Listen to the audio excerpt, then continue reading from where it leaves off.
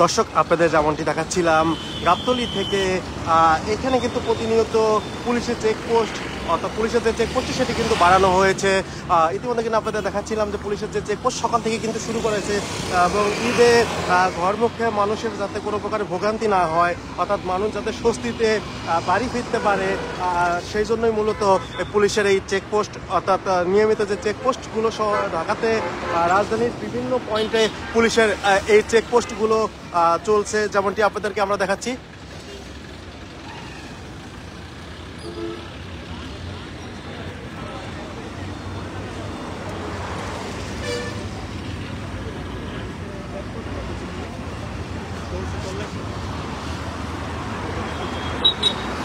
Private car থেকে শুরু করে সিএনজি বিভিন্ন গাড়িগুলোতে এই পুলিশের এই চেকপোস্টগুলোর যে চেকিং সেটির কার্যক্রম কিন্তু চলমান রয়েছে। যেমনটি গাবতলী থেকে আপনাদেরকে দেখানোর চেষ্টা করছিলাম, গাবতলীতে ঈদকে সামনে রেখে মূলত এমন উদ্যোগ নেওয়া হয়েছে যাতে ঘরমুখ মানুষ, অর্থাৎ আজকে থেকেই কিন্তু কিছু কিছু মানুষ রাজধানী ছেড়ে বাড়ির পথে রওনা হবেন, এবং এই সময় যাতে করে কেউ ভোগান্তি শিকার না হয়, মূলত সেজন্যই পুলিশের এমন চেকপোস্ট করা হয়েছে। আমরা কিন্তু রাজধানীর শুরুতেই, অর্থাৎ গাবতলী পর্বত এলাকাতে পুলিশের এই চেকপোস্টটি আপনাদেরকে দেখাচ্ছিলাম।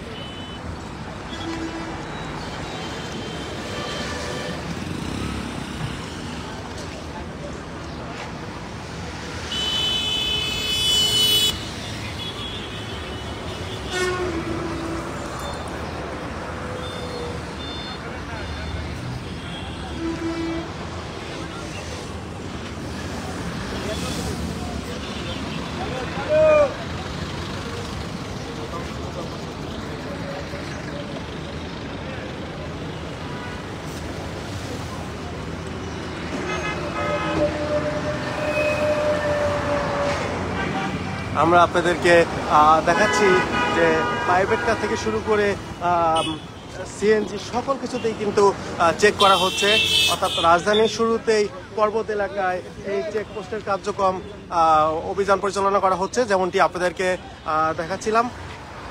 এবং ঈদকে, পবিত্র ঈদ উল ফিতরের বাকি আর মাত্র 9 দিন, এবং এই 9 দিন আগে থেকেই বাড়ির পথে যাত্রা শুরু করেছে অনেকে, এবং আজকে আমরা যেমনটি গাবতলীতে দেখেছিলাম যে অনেকে কিন্তু বাড়ি ফিরতে শুরু করেছে, এবং তার এই বাড়ি ফেরার পথে যাতে কোনো প্রকারের ভোগান্তির শিকার না হয়, সেজন্যই মূলত এমন একটি উদ্যোগ গ্রহণ করা হয়েছে।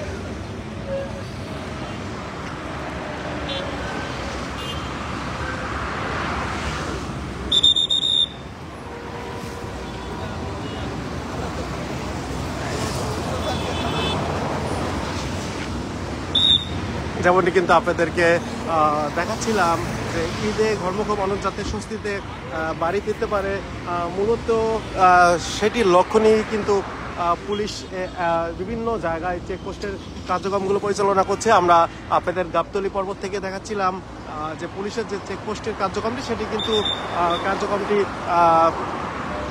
চলমান রয়েছে, অর্থাৎ গাবতলীর যে প্রবেশপথ রয়েছে সেই পর্বত এলাকাতে পুলিশের এই কার্যক্রম পরিচালনা করা হচ্ছে, যেমনটি আপনাদেরকে আমরা দেখাচ্ছি।